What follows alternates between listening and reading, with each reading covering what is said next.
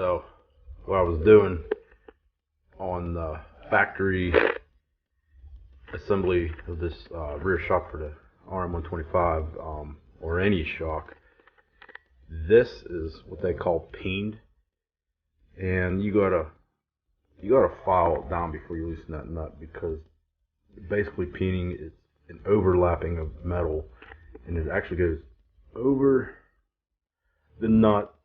And what you want to do is get it at an angle like this, and then you can see after you grind it, see how it's like, you can actually see where the shaft and the nut are different. But this is very important because you're just going to stretch the metal up, and then when you put this together, you're going to put a red Loctite, and then you're going to take a punch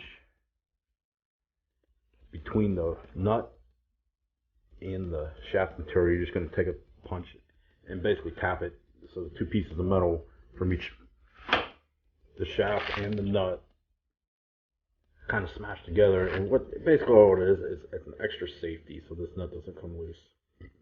So yeah, that's just a little tip for removing